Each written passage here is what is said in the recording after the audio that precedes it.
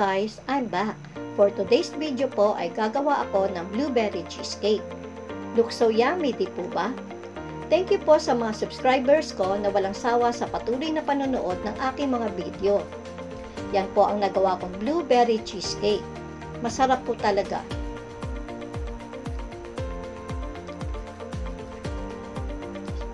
Simulan na po natin.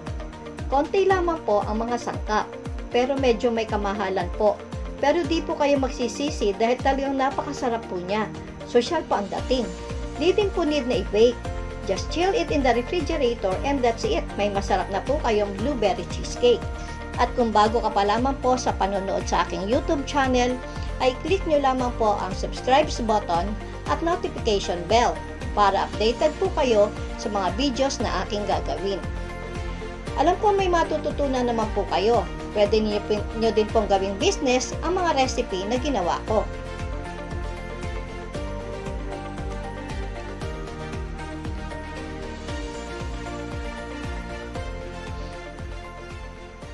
So, simulan na po natin. Ang mga ingredients po na ating gagamitin: 2 cups crushed graham, 2 packs of all-purpose cream, cream cheese, sweetened blueberry, 2 cups of 1/2 white sugar,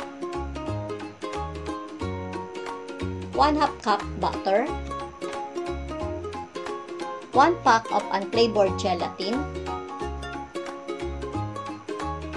Narito po ang paraan o hakbang sa paggawa ng blueberry cheesecake.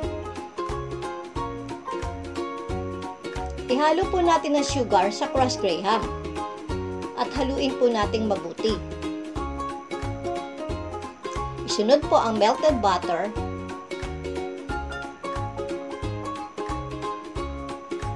at again, haluin lang po nating mabuti. Kailangan po ay halong-halo upang mabuo po ang crushed graham.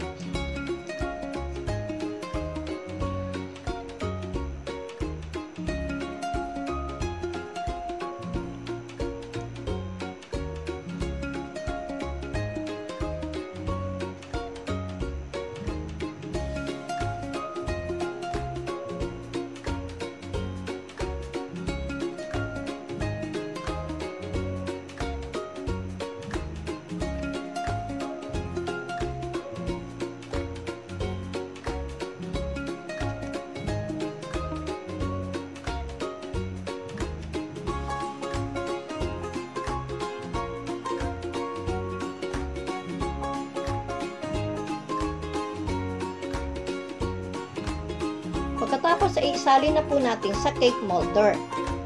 Lagyan po muna natin ng tig 1/2 cup ng grahams. Tapos po ay patagin lang po natin siya unti-unti.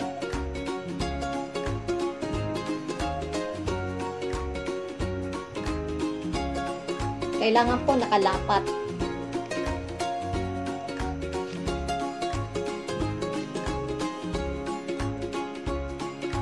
Lagyan po natin muli ng 1/2 cup ng grahams.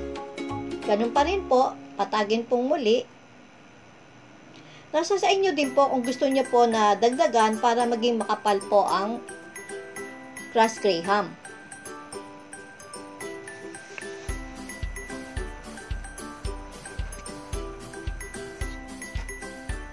Dapat po ganyan ang itsura niya. I-chill muna po natin sa refrigerator ng mga 30 minutes. At gawin naman po natin ang cream cheese.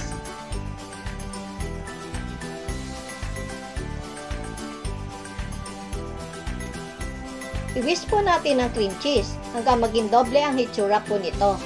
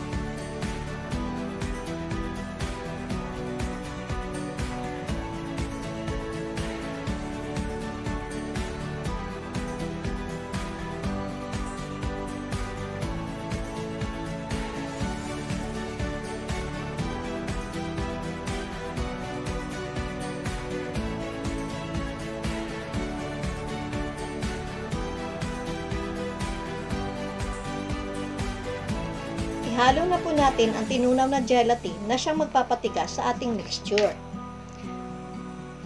Iwis lang pong mabuti upang madoble po ang mixture.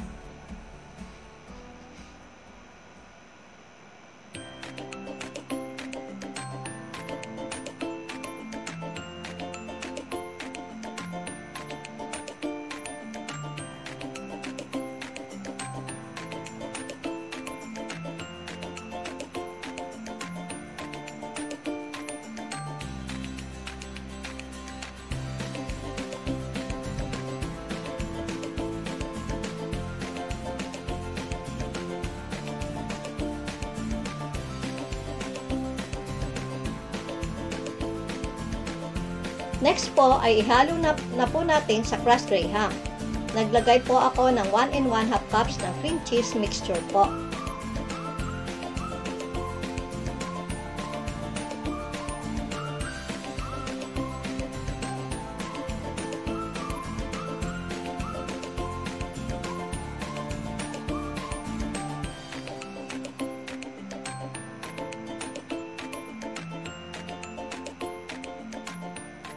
So, next po ay i-chill po muna natin siya overnight sa ref para mas mabuo po ang cream cheese. And after chilling it, lagyan na po natin ng toppings na blueberry. Mukhang napakasarap na po talaga and talagang magugustuhan nyo po lalo ang lasa.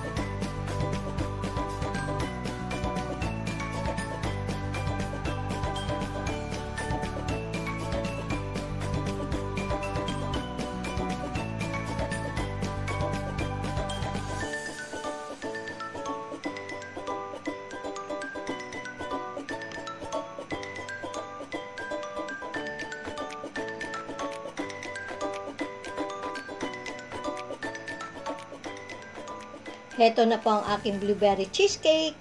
Napakasarap po talaga at di nakakaumay. Tamang-tama lang po ang tamis. Kahit medyo mahal ang sangkap ay sulit naman po.